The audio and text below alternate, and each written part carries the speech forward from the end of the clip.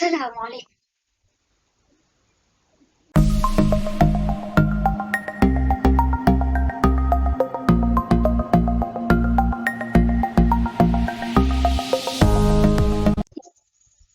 Hai, Assalamualaikum.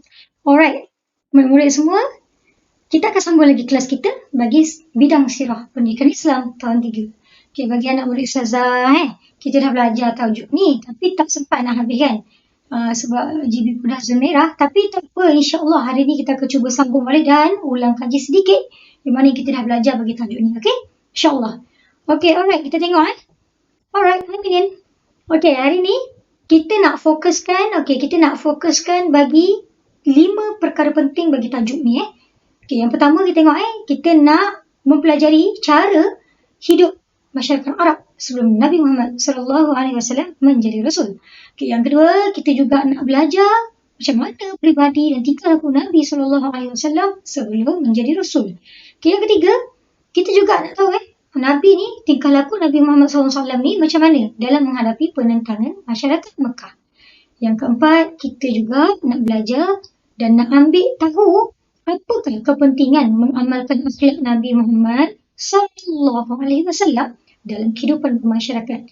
Dan yang paling penting, kita nak belajar bagaimana cara menjadikan Nabi Muhammad SAW sebagai ikutan. InsyaAllah, amin. Semoga Allah memudahkan. Alright, kita tengok yang pertama. Yang pertama adalah cara hidup masyarakat Arab sebelum Nabi Muhammad SAW menjadi Rasul. Alright, kalau tengok gambar dekat atas ni, okay, kita boleh tengok gambar ni, diorang naik kuda, bukan pergi naik kuda sesaja ni. Pergi kuda untuk berperang ni. Nampak mereka bawa perisai, bawa pedang, dan bawa anak panah ni. Okay, sebab apa? Masyarakat Arab dahulu, mereka adalah berpuak-puak. Dia ada geng dia, puak-puak dia. Dan mereka ni tak boleh bersatu padu menjadi satu kumpulan yang bersatu hati pada zaman tu, pada ketika itu. Disebabkan mereka ada geng-geng puak-puak diorang sentiasa berpecah belah. Sebab bila mereka mestilah nak pertahankan puak diorang, nak jaga puak diorang.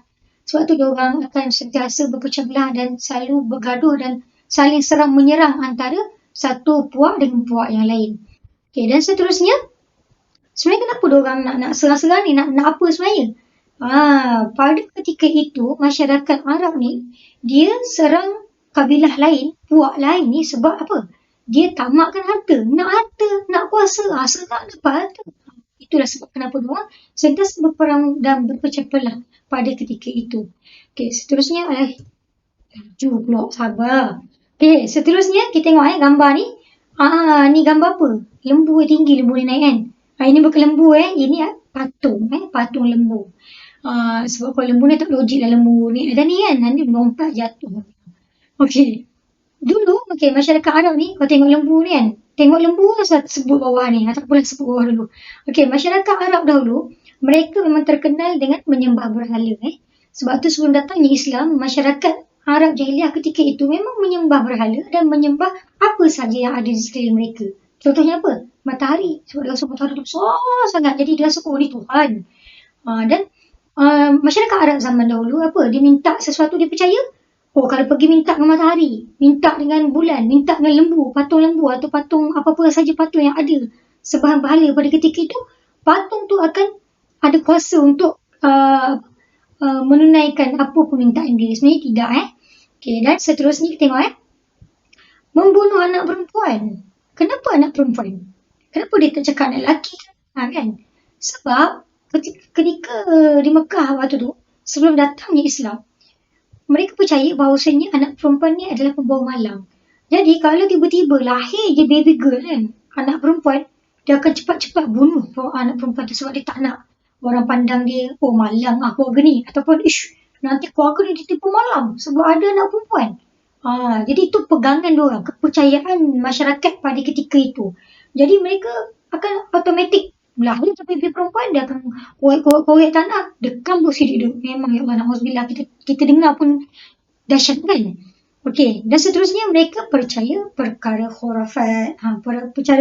Percaya perkara khurafat ni, perkara-perkara yang yelah zaman sekarang pun ada lagi orang buat kan. Kita minta jauh perkara khurafat ni, benda-benda yang berlaku dan kita kata benda tu berlaku, kita sandarkan pada benda, contohnya perkara-perkara buruk akan berlaku. Contohnya macam gigi tercabut, kita kata oh ni ada orang nak mati ni, ada orang nak meninggal ni. Benda-benda macam tu termasuk dalam khurafat yang kita tak boleh percaya.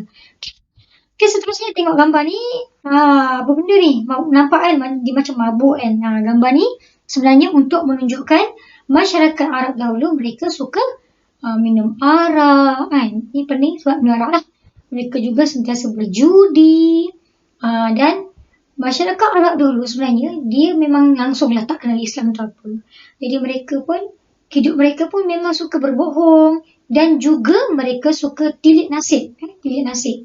Maknanya dia pergi jumpa dukun, pergi jumpa ahli sihir ke untuk dia tilik nasib dia. Akan datang ni dia akan jadi apa?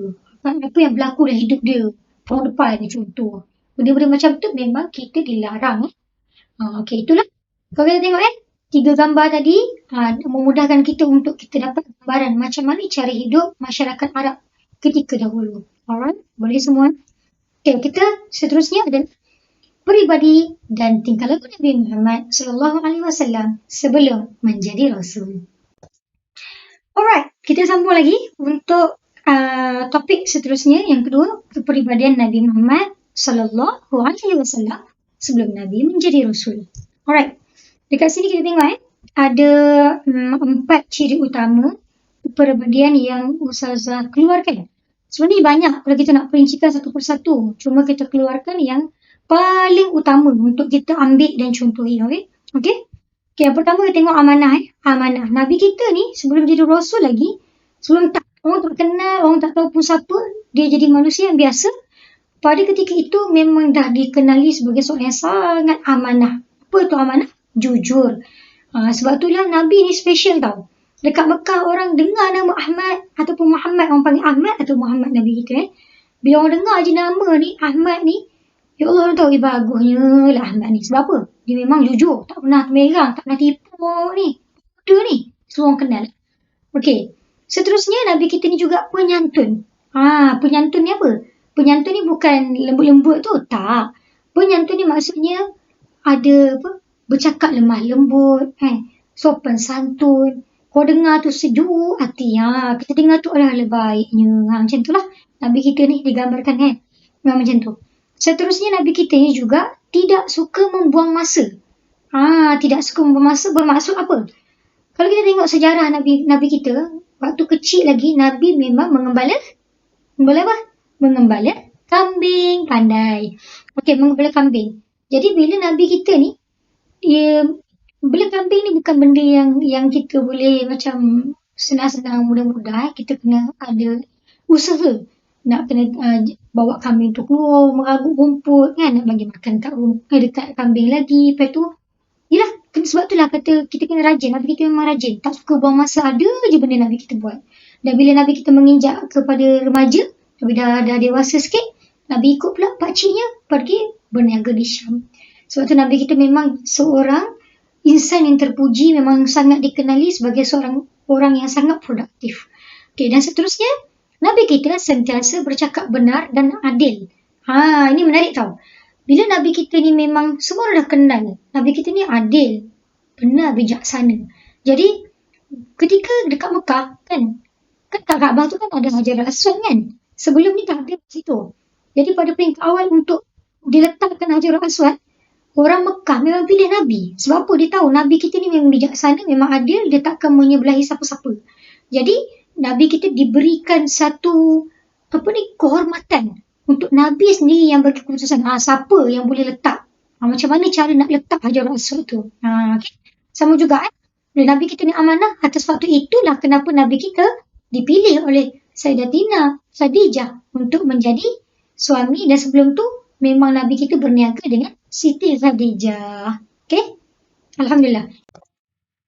Alright. Okay, kita akan sambung lagi untuk tajuk kepribadian Nabi Muhammad SAW dalam menghadapi penentangan masyarakat Mekah.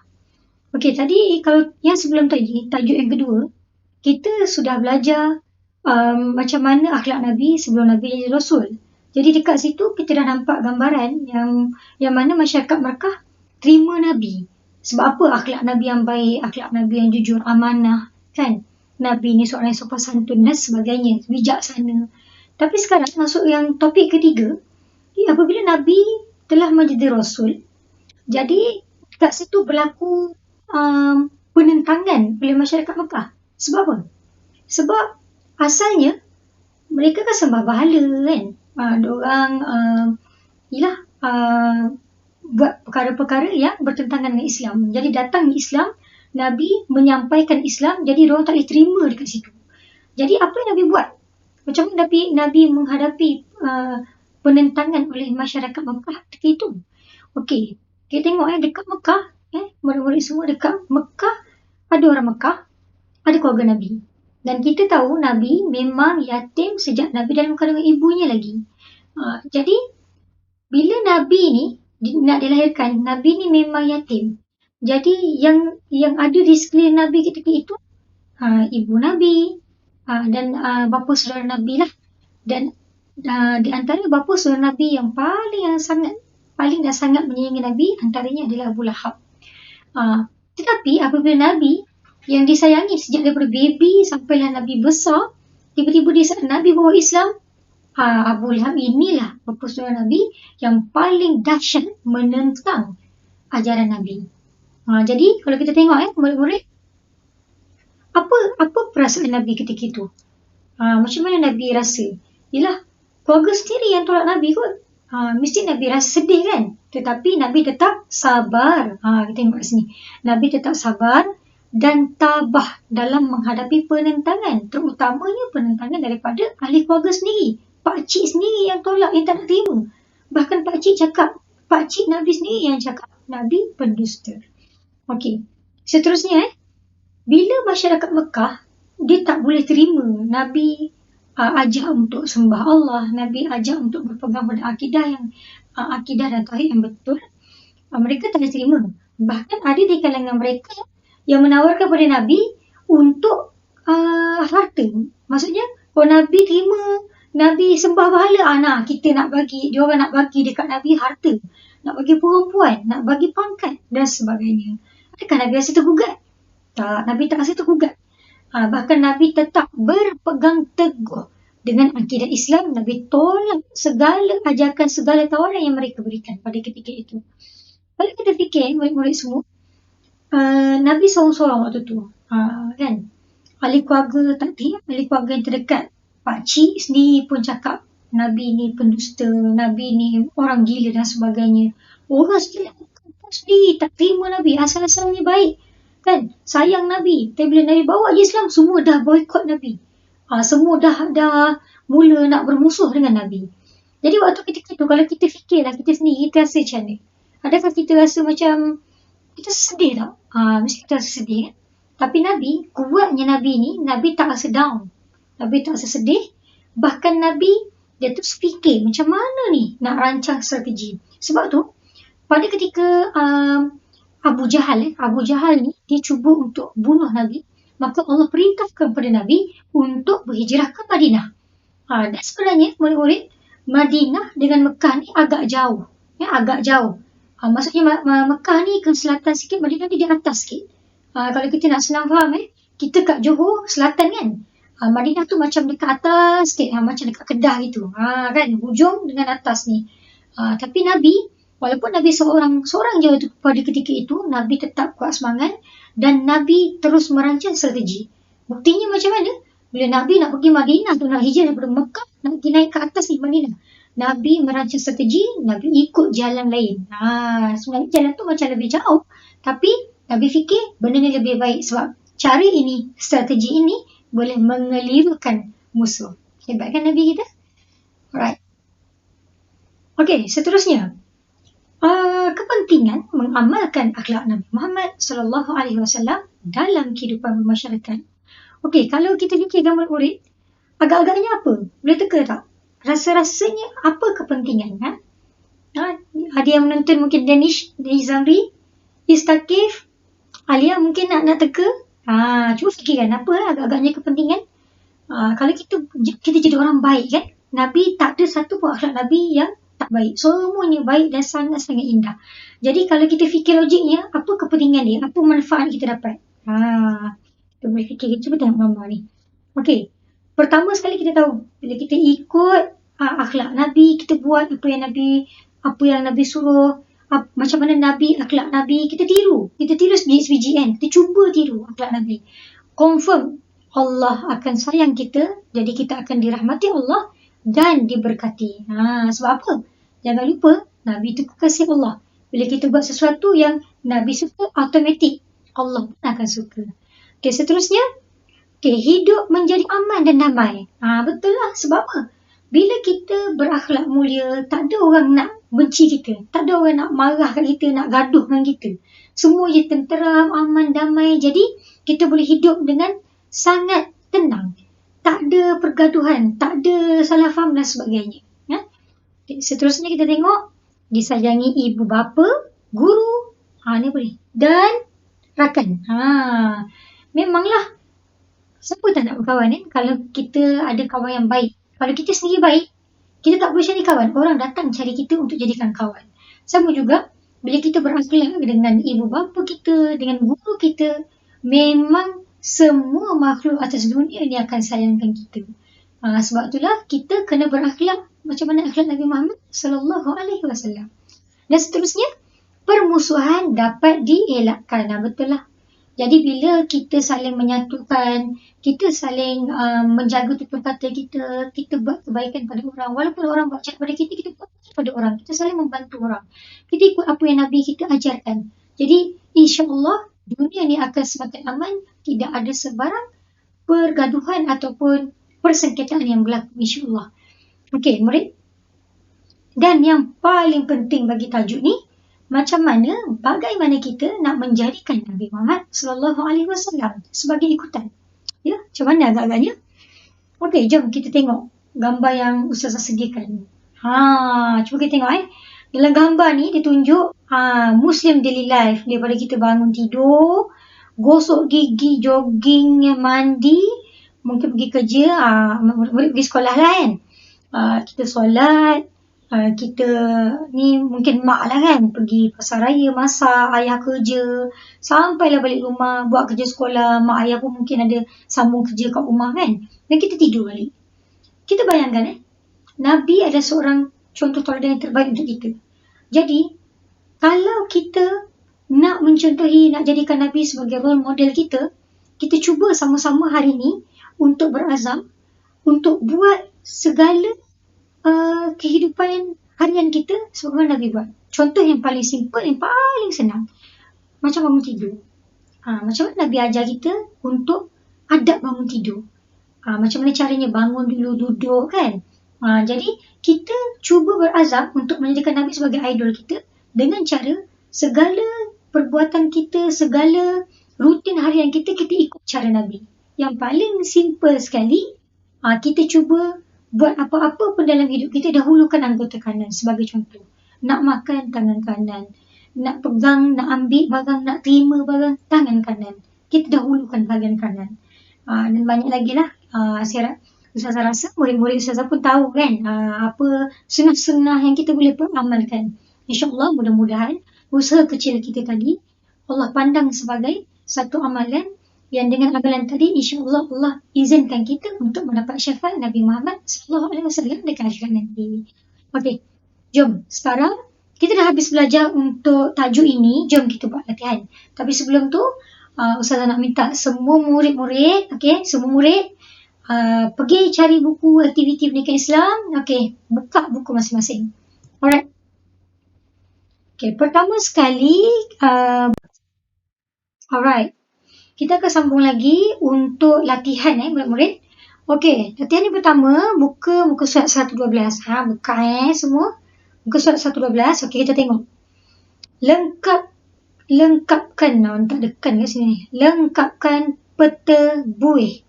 Peta buih ni, tentang apa ni? Cara hidup masyarakat Arab Jahiliyah. Cara hidup masyarakat Arab Jahiliyah. Murid-murid, bila Ustazah bacakan apa poin-poin kat sini, murid-murid boleh tanda dulu mana satu agak-agaknya jawapan. Lebih baik kalau boleh salin. Oh, ni apa yang saya baca ni, kalau tak tahu baca, tulis bahasa Melayu kat atas dia. Macam dalam kelas. Okey, kita sama-sama baca. Ustazah bacakan dan Ustazah nak kamu berfikir mana satu agaknya cara hidup masyarakat Arab Jahiliah. Okey? Ingat balik tadi, kita ada belajar, saya ada tunjuk gambar, ingat tak? Yang bermula sekali tadi, macam mana kehidupan masyarakat Arab Jahiliah pada ketika itu. Okey, cuba tengok. Dia dah bagi contoh ni. Cara hidup masyarakat Arab Jahiliah. Okay, yang pertama menyembah berhala. Okay, yang ni. Yang ni dah buat. Ini dah buat. Jangan tulis lagi lah. Sebab dah tulis kat sini. Okay, seterusnya kita tengok. Berpuak-puak. Okay, berpuak-puak.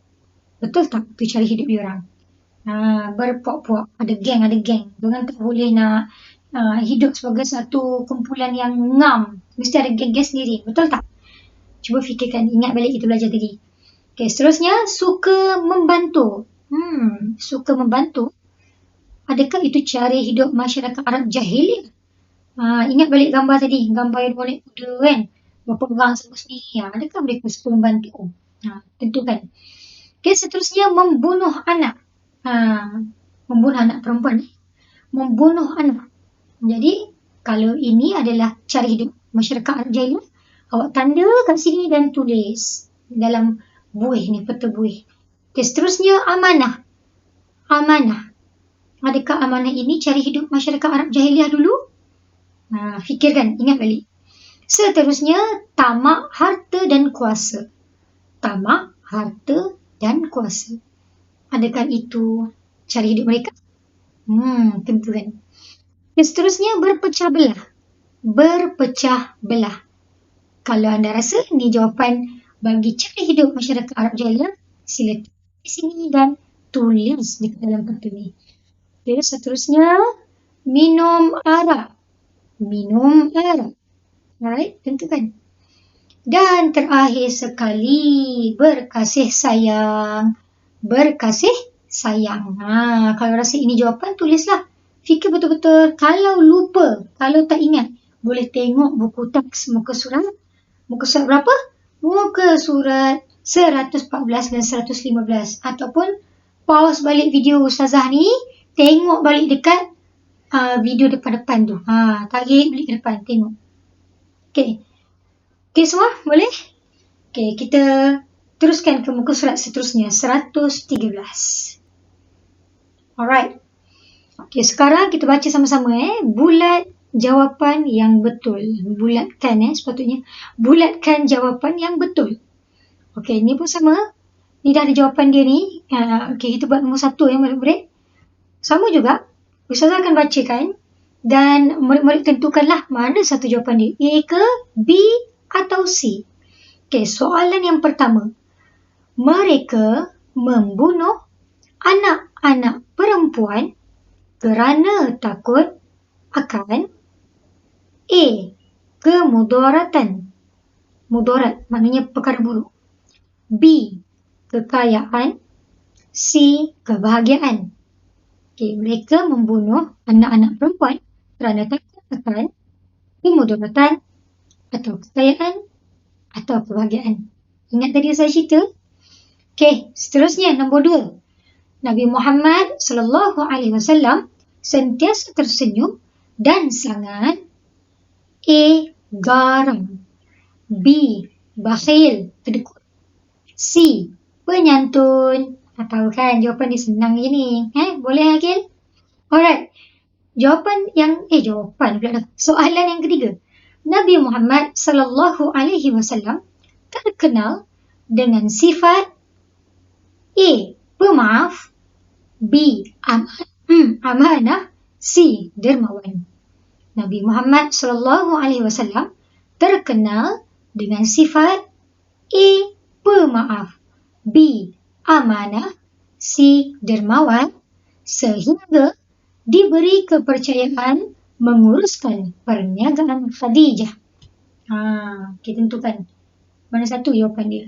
Dan yang keempat, sifat A. Adil. B. Penyantun. C. Pemurah. Nabi Muhammad SAW menyebabkan baginda dipilih mengadili perbalahan, meletakkan Hajarul Aswad. Okey, sifat adil, penyantun, C. pemurah. Nabi Muhammad SAW menyebabkan baginda dipilih mengadili perbalahan meletakkan Hajarul Aswad. Mana satu agak-agaknya? Okey, anda tentukan. Alright, okey semua? Okey, kita ke muka surat seterusnya, 114. Alright, yang ni apa nak kena buat? Okey, kita tengok arahannya. Pasti dan tulis semula. Maksudnya kena tentukan mana satu jawapan dia, kena salin semula lah. Akhlak Nabi Muhammad SAW dalam masyarakat. Akhlak Nabi Muhammad SAW dalam masyarakat. Okay, yang ni dia dah buat penyantun, dia dah buat. So, ni contoh tak payah buat dah lah. Okay, Ustazah bacakan. Sekiranya anda rasa itu adalah akhlak Nabi Muhammad SAW, tanda dulu, tik. Tanda tik dulu. Tanda macam ni. Awak tanda macam mana? Tanda tik. Pen lagi ni highlighter. Okey. Pen. Kita nak tukar ya? Ni. Kalau lah kata macam tadi kan penyantun memang dah jawapan dia. So awak tak payah nak tanda. Tapi kalau nak tanda, macam tu tanda tik. Tik kan jawapan dia. Tanda kan. Okey. Yang pertama, amanah. Amanah. Okey. Seterusnya, rajin bekerja. Rajin bekerja. Nampak tak? Sekejap, saya bagi besar sikit. Mungkin awak tak nampak kalau kecil. Ni. Okey, ulang balik Ni amanah. Amanah. Adakah amanah akhlak Nabi? Kalau ya, tanda macam ni kat sini. Nanti tulis kemudian Okey, yang ni amanah. Yang ni rajin bekerja. Rajin bekerja.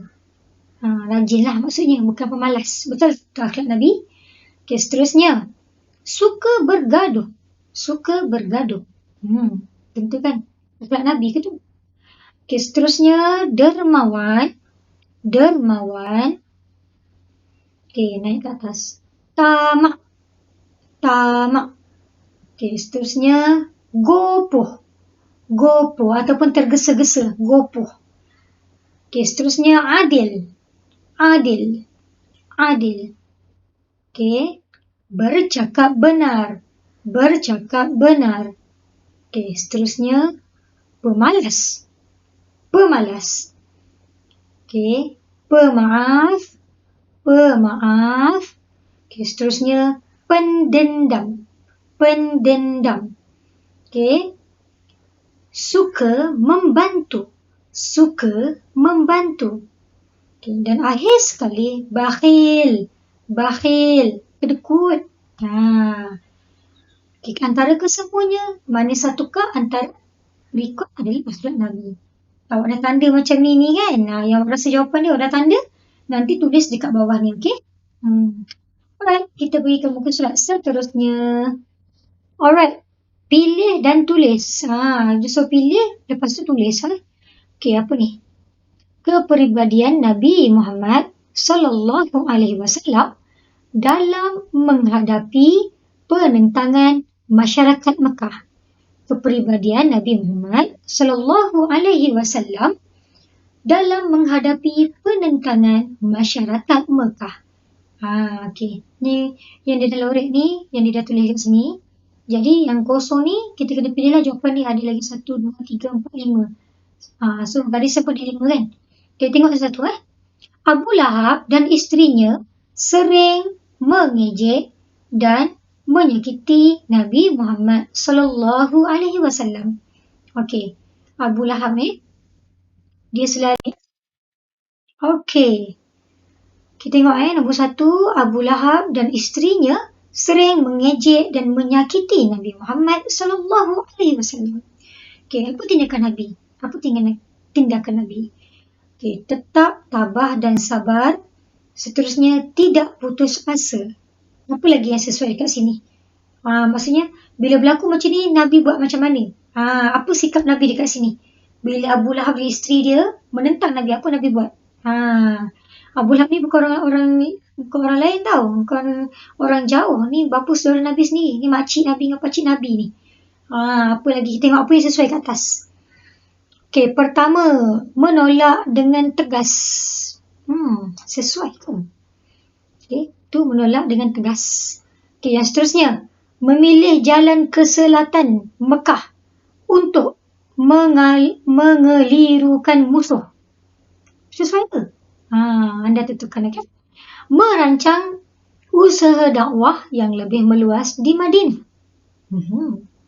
Kekal beriman kepada Allah Subhanahu Wa Taala, sentiasa berbuat baik. Mana antara kelima-lima kenyataan ke atas ni, pernyataan di atasnya sesuai untuk kita letakkan sebagai jawapan untuk situasi yang pertama. Okey, seterusnya. Nabi Muhammad SAW ditawarkan harta yang banyak oleh masyarakat musyrikin Mekah jika menyembah berhala. Tindakan Nabi yang pertama, berpendirian teguh. Berpendirian teguh. Jadi apa lagi tindakan Nabi dekat sini? Apa yang Nabi buat bila Nabi ditawarkan tadi? Saya baca balik jawapan ni. Awak fikirkan mana satu jawapan dia. Sekiranya awak tahu jawapan dia, awak tanda dulu. Awak tandalah nombor 2 kan. Kat sini contohnya ni jawapan dia. Awak tandalah nombor 2. Okey, contohnya. Okey, yang ni apa dah? Menolak dengan tegas. Awak rasa sesuai tak? Menolak dengan tegas ni untuk ditulis kat sini. Fikirkan. Okey, memilih jalan ke selatan Mekah untuk mengelirukan musuh. Merancang usaha dakwah yang lebih meluas di Madinah. Kekal beriman kepada Allah Subhanahu Wa Taala. Sentiasa berbuat baik. Fikirkan. Okey, seterusnya, situasi yang ketiga. Nabi Muhammad SAW diperintahkan Allah berhijrah ke Madinah ketika Abu Jahal merancang membunuh baginda. Jadi tindakan Nabi bijak merancang. Jadi apa yang Nabi rancang? Apa yang Nabi rancang? Okey, saya baca lagi sekali jawapan. Anda fikirkan. Menolak dengan tegas, memilih jalan ke selatan Mekah untuk mengelirukan musuh, merancang usaha dakwah yang lebih meluas di Madinah, kekal beriman kepada Allah Subhanahu Wa Taala, sentiasa berbuat baik.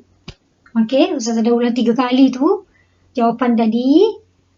Cuba fikirkan dan cuba nyatakan mana satu jawapan dia. Okey, seterusnya kita tengok muka surat seterusnya. 116. Okey, tandakan betul pada pernyataan yang betul. Tandakan betul, tanda tik. Kepentingan mengamalkan akhlak Nabi Muhammad SAW. Yang ni bila saya baca, kalau awak rasa itu kepentingan dia, awak terus tanda betul. Okey, yang pertama ni, hati resah gelisah. Resah gelisah ni hati tak tenteram lah, hati macam ada masalah kan. Okey, seterusnya, dirahmati Allah dan diberkati. Seterusnya, hidup menjadi aman dan damai. Masyarakat huru hara. Permusuhan dapat dielakkan. Disenangi guru dan rakan. Disayangi ibu dan bapa. Dibenci rakan. Mana satu agak ni jawapan. Okey. Alright. Kita tengok lagi. Okey, seterusnya. Muka surat 117. Okey, yang ni awak kena apa ni? Kena padankan Saya mengamalkan akhlak Nabi Muhammad SAW dalam kehidupan bermasyarakat. Okey, kita tengok gambar ni. Ni gambar apa ni? Okey, gambar yang pertama ni dia buat apa ni? Ni dia buat apa Cuba tengok betul. Okey. Okey, ni gambar ni nampak tak? Mungkin ada benda jatuh lah, remote TV ke kan jatuh. Lepas tu mungkin adiknya datang. Adiknya datang ambil mana gambar dia. Ni yang sesuai lah. Maknanya, contohnya kita tengok gambar ni yang mana kita sesuai untuk dipadankan. Ni tengok gambar ni apa ni? Dia tengah beli barang agaknya, pergi kedai kan beli barang. Tengok mana satu gambar yang sesuai. Mana bila kita tengok ada orang memerlukan pertolongan, kita patut buat apa. Macam tu. Okey, seterusnya. Ini apa ni? Okey. Ini abang abang dengan adik. Abang dengan adik, dia tengok adik dia tengah rajin belajar. Lepas tu apa abangnya buat? Mana gambar yang bersesuaian dekat sini tengok. Tengok mana satu gambar yang bersesuaian. Sama juga ni gambar ni.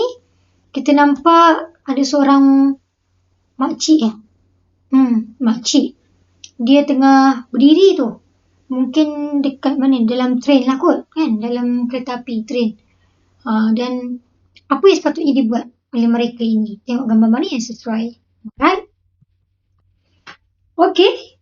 Dan ini yang terakhir sekali. Ni muka surat terakhir sekali. Kalau awak rasa penat, awak boleh pause video ni. Dan awak break kejap pergi minum air ke apa. Lepas tu balik buat latihan. Okay. Alright. Ustazah akan teruskan. Okay. Baca dan warnakan belon. Rasulullah SAW ikutanku. Alright. Ni kena buat apa? Yang ni kena sediakan pensel warna. Okay. Murid-murid sediakan pensel warna. Kita nak 3 warna. Pastikan ada pensel warna merah, pensel warna kuning dan pensel warna coklat. Okay. 3 warna sediakan. Merah, kuning, coklat. Merah, kuning, coklat. Okay, apa nak buat dengan pensel warna ni? Okay, merah tu kita akan warnakan dekat bawah ni dalam belon bentuk love ni. Akhlak Nabi Muhammad SAW yang selalu diamalkan. Maknanya kita nak tengok. Kita ada tak akhlak Nabi yang kita selalu amalkan? Kalau ada, kejap lagi kita nak warnakan dengan warna merah. Okay, seterusnya warna kuning. Akhlak Nabi Muhammad SAW yang jarang diamalkan. Ni kita nak buat muhasabah diri kita lah. Kalau ada akhlak Nabi yang kita jarang buat, kita warnakan warna kuning. Jadi selepas ni, kita target, kita nak amalkan. Nak jadikan dia warna merah. Okey, seterusnya warna coklat. Akhlak Nabi Muhammad SAW yang belum diamalkan. Jadi, kita nak lepas ni warna coklat ni, semua coklat dan kuning jadi warna merah. Okey? Alright, kita tengok. Saya akan bacakan belon-belon ni. Sekiranya awak rasa perbuatan tu awak selalu buat, awak warnakan warna merah. Kalau awak ada buat tapi jarang-jarang, warnakan kuning. Tapi kalau memang tak pernah buat lah Ustazah, warnakan coklat. Okay, ingat 3 warna ni. Alright, sedia? Okay, yang pertama, tenang.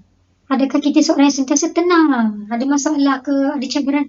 Tenang dulu. Kita orang yang tenang. Adakah kita tenang? Kalau awak rasa awak, memang saya tenang Ustazah, relax. Saya tak kalut lah, saya relax, saya tenang dulu. Jadi warna merah. Alright, seterusnya. Aman. Jujur. Amanah ni jujur. Tentukan. Muhasabah diri kita balik. Ada tak? Aku ni jujur tak? Amanah tak? Kalau memang kita sentiasa amanah orangnya, warnakan warna merah. Okay, seterusnya. Sabar. Sabar. Kalau anda rasa anda memang kuat kesabaran, memang sentiasa sabar je. Ada masalah orang buat kita, orang kacau kita, sabar je. Warnakan warna merah. Okay, seterusnya, penyantun. Penyantun ni, maksudnya dia orang yang suka cakap benda baik-baik. Yalah, sopan santun, cakap tak cakap ni, kan bahasa-bahasa kasar tak cakap, carut-carut tak pernah orang penyantun dia tak carut. Okay, tentukan. Kalau awak memang penyantun orangnya, warnakan merah. Kalau kadang-kadang, alamak Ustazah, kadang-kadang ada juga cakap benda-benda yang tak bagus, warnakan warna kuning. Tapi kalau Alhamdulillah, Ustazah nak Ustazah memang semua baik-baik kan, semua penyantun orangnya. Alright. Seterusnya, pemaaf. Okay, pemaaf ni. Cuba muhasabah diri kita balik. Adakah kita orang yang sentiasa memaafkan kesalahan orang lain? Ni kita muhasabah diri kita balik. Seterusnya, dermawan. Bermurah hati. Suka share. Kan, bawa bekal mesti pergi share rezeki dengan kawan. Ada benda gembira, share dengan kawan.